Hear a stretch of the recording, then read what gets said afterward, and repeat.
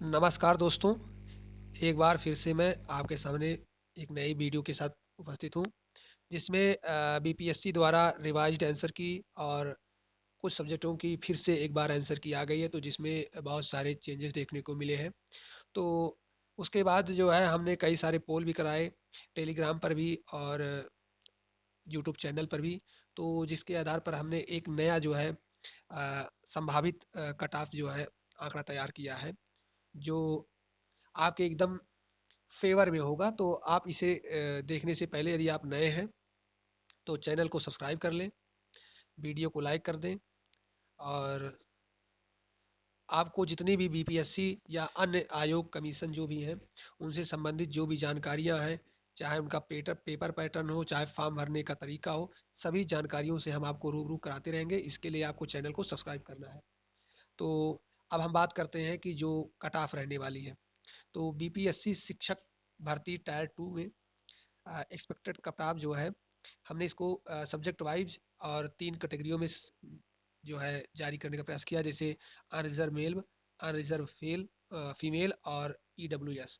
देखो, यही cut off जो है हाईएस्ट रहने वाली है, क्योंकि जो अनरिजर्व है इसमें अदर स्टेट के भी बच्चे हैं और बिहार स्टेट के जनरल बच्चे भी हैं। और जो ईडब्ल्यूएस है उसकी भी हमने बता दी है, क्योंकि उसके भी बच्चे जो है अपर से आते हैं, तो उनकी भी कट ऑफ जो है पिछली बार जो टायर 1 थी उसमें उनका कट ऑफ जारी हुआ था।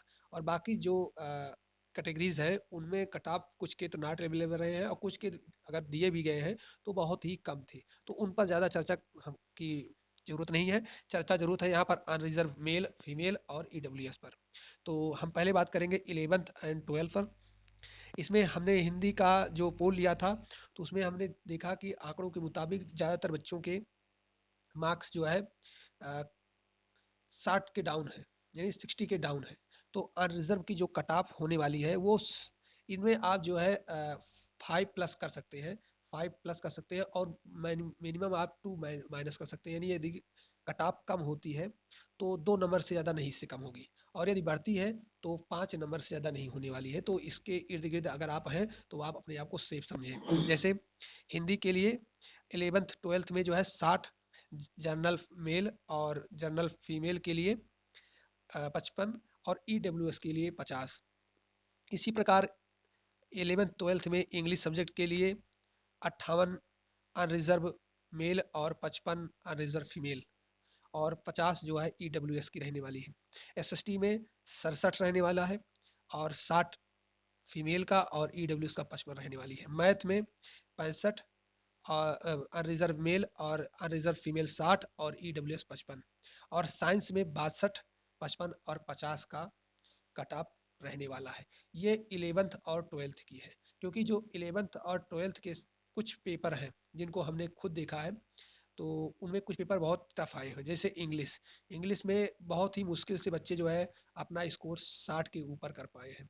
इसी तरह अन्य सब्जेक्ट में भी जो है पेपर जो है टफ कर दिया गया है। तो 11 12th में कुछ सब्जेक्ट हैं जो 60 के ऊपर जा सकते हैं, नहीं तो ज़्यादातर जो है इसी के इर्द गिर्द रहने वाले हैं। चलो अब बात करते हैं 9th 10th की। तो 9th 10th में हिंदी में अनरिजर्व मेल की जो है 70 रहने वाली है, और फीमेल की 65 और ईडब्ल्यूएस की 55 रहने वाली है। वहीं इंग्लिश की बात करें तो 65 अनरिजर्व मेल और 55 अनरिजर्व फीमेल, और 50 जो है ईडब्ल्यूएस की रहने वाली है। और यहीं अगर एसएसटी की बात करें तो एसएसटी में हर जगह जो है मार्क्स जो है हायर है। तो अगर आप देखेंगे तो 65 जो है अनरिजर्व मेल की रहने वाली है, 60 फीमेल की, और 55 जो है ईडब्ल्यूएस की रहने वाली है। वहीं अगर देखें अगर मैथ में, तो मैथ में बच्चों ने अच्छा स्कोर किया है, तो इसमें 75 अनरिजर्व मेल, 70 फीमेल और 60 ईडब्ल्यूएस की रहने वाली है। साइंस की बात करें तो 70, 65 और 48 के इर्द गिर्द मार्क्स रहने वाले हैं इन तीनों कैटेगरियों के। अगर आप 6 to 8 की बात करें तो जितने भी बच्चे 6 to 8 में इनरोल हुए हैं उनमें से ज़्यादातर बच्चे या तो 11 12th में या 9 10th में इनरोल हुए हैं।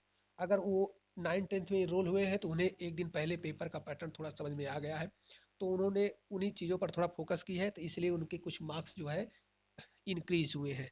तो जैसे हिंदी में 78 जो है अनरिजर्व मेल रहने वाली है, और 72 फीमेल रहने वाली है और 65 जो है EWS रहने वाला है। और इंग्लिश में बात करें तो 70 6 to 8 में, और 65 जो है फीमेल का, और 50 जो है EWS का रहने वाला है।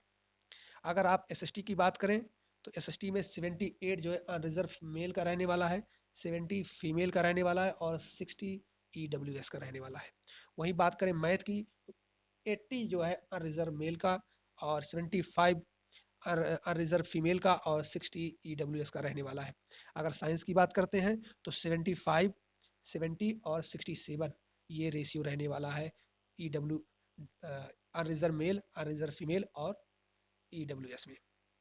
अगर 1 to 5 की बात करें तो इसमें पिछली बार की तुलना में थोड़ा सा इंक्रीमेंट होगा, लेकिन थोड़ा ही इंक्रीमेंट होगा क्योंकि एक बड़ी संख्या में अ, अभ्यर्थी जो है इसके पहले सिलेक्ट हो चुके हैं। तो जो एक अच्छे प्रिपरेशन वाले बच्चे हैं वो तो जा चुके हैं, लेकिन फिर भी जो बच्चे किसी न किसी कारण से, क्या होता है कि कई बार ये होता है कि बच्चे अच्छे हैं पढ़ने में, लेकिन पेपर जो है सही टाइमिंग से नहीं हो पाता। जैसे उनको कोई प्रॉब्लम हो गई, वो दे नहीं पाए, या वहाँ पर फ्रस्ट्रेशन आ गए, या बहुत ज़्यादा ट्रेवल करने की वजह से हरासमेंट में थे, वो पेपर गलत हो गया, लेकिन उनके पास दोबारा ऑप्शन आ गया, दोबारा वैकेंसी आ गई, तो संख्या में कम है, तो इस आधार पर इनमें 1-2 नंबर की इंक्रीमेंट देखी जा सकती है कट ऑफ में। तो इसका जो हमने अनुमान लगाया है, ये अनरिजर्व जो पिछली बार 67 थी, वो इस बार जो है अनरिजर्व मेल जो है 70 तक पहुंच सकती है। और अनरिजर्व फीमेल की बात करें तो 65 तक रह सकती है। अगर EWS मेल की बात करें तो 62 रह सकती है। EWS फीमेल की बात करें तो 65 रह सकती है। और यदि EBC की बात करें तो 50 रह सकती है, और BC की बात करें तो 60 रह सकती है। BC फीमेल की बात करें तो 51 रह सकती है, और SC की 49, और ST की 48 रह सकती है। ये जितने भी कट ऑफ हैं इनमें जो है, अगर ये कम होता है तो ज़्यादा से ज़्यादा 2 मार्क्स कम हो सकते हैं, और अगर इनमें इंक्रीमेंट होता है तो ज़्यादा से ज़्यादा 5 नंबर का जो है फर्क आ सकता है। बाकी सारी कट ऑफ जो है BPSC शिक्षक भर्ती टायर 2 की इसी के आसपास रहने वाली है।